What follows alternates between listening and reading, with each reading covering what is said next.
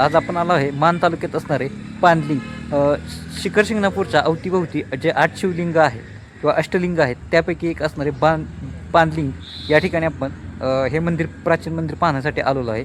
तर शिखर शिंगणापूरच्या अवतीभोवती 8 शिवलिंग आहेत. त्या शिवलिंगांना अष्टशिवलिंग म्हणून देखील संबोधले जाते. असेच एक प्राचीन आणि ऐतिहासिक महत्त्व असलेले हे शिवलिंग पाहण्यासाठी आज आपण आपल्या व्हिडिओच्या माध्यमातून आलेलो आहे.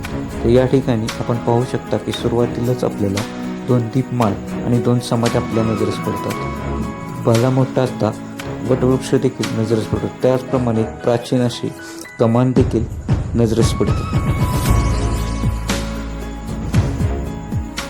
मंदिराच्या सभामंडपामध्ये प्रवेश केल्यानंतर आपल्याला एक प्राचीन काही शिल्पे आणि विरगळी देखील पाहायला मिळतात. विरगळी म्हणजे वीरांच्या स्मरणार्थ बनवलेल्या विरगळी.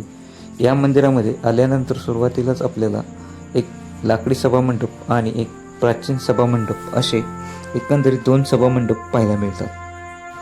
हेमाडपंथी शैलीतील असणाऱ्या मंदिरामध्ये आपल्याला 3 नंदी पाहायला मिळतात आणि त्याच्यासमोर असणारे 2 शिवलिंग पाहायला मिळतात.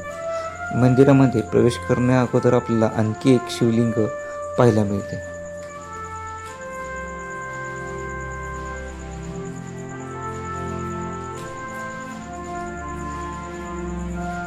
मंदिराच्या सभामंडपामध्ये प्रवेश करताच आपल्याला श्री पान शिवलिंग असे लिहिलेले पाहायला मिळते. त्याचप्रमाणे हेमाडपंथी शैलीतील असणाऱ्या मंडपामध्ये दगडी खांब पाहायला मिळतात. काही पायऱ्या उतरून गेल्यानंतर आपल्याला मुख्य शिवलिंगाचे दर्शन होते. पानलिंग म्हणजेच पानाच्या आकाराचे असले शिवलिंग आणि त्याच्या भोवती सतत पाण्याचा जलप्रवाह वाहत असते असे एक अद्भुत असे शिवलिंग या ठिकाणी आपल्याला पाहायला मिळते.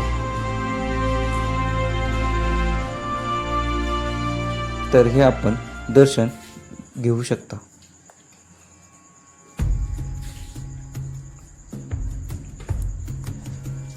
मंदिर परिसर अतिशय सुंदर आणि सभामंडप देखील अतिशय सुंदर आहे. मंदिर परिसरामध्येच एक आपल्याला आणखी एक विहीर पाहायला मिळते, ते देखील आपण पाहणार आहोत. तर चला मग, ज्या ठिकाणाहून शिवलिंगास जलप्रवाह वाहत असतो त्या ठिकाणी आता आपण आणखी एक शिवलिंग आहे, ते सतत पाण्यामध्ये असते असे शिवलिंग त्या विहिरीमध्ये आपण आता पाहणार आहोत. सुरुवातीला आपण महाबली हनुमानाचे दर्शन घेणार आहोत. तर चला मग घेऊया महाबली हनुमानाचे दर्शन.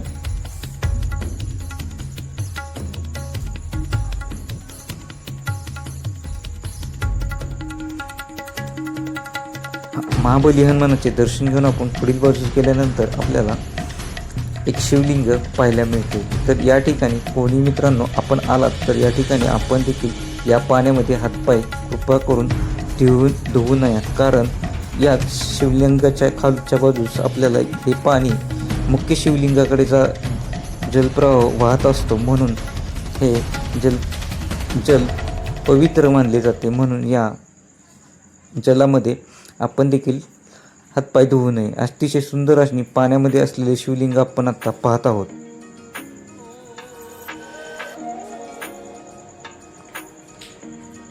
विहिरीतून बाहेर आल्यानंतर आपल्याला आणखी एक छोटेसे शिवलिंग या ठिकाणी पाहायला मिळते.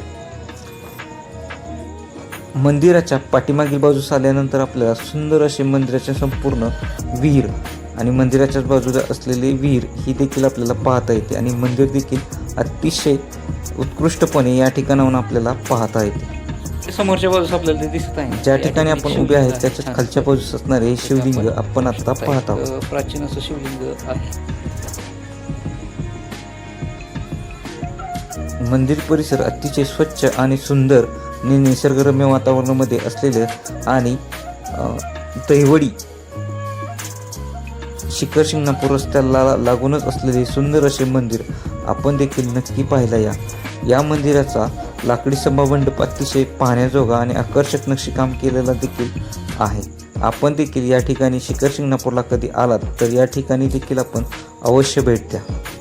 या ठिकाणी महाशिवरात्र पेढ्याची यात्रा म्हणून देखील मोठ्या प्रमाणावर साजरी केली जाते. तर आपण देखील या ठिकाणी जरुरी आहे. आज माझ्यासोबत माझी मिसेस म्हणजे शीतल माझ्यासोबत देखील हे मंदिर पाहण्यासाठी आलेली आहे आणि आपण देखील या ठिकाणी जरुरी या. तर मंदिराच्या परिसरामध्ये आपण पुढील बाजूस आपल्याला आणखीन एक जुना नंदी मंडप देखील आणि पाहायला मिळतो. तर या ठिकाणी 3 नंदी पाहायला मिळतात. या ठिकाणाहून देखील मंदिर आपल्याला संपूर्णपणे पाहता येते.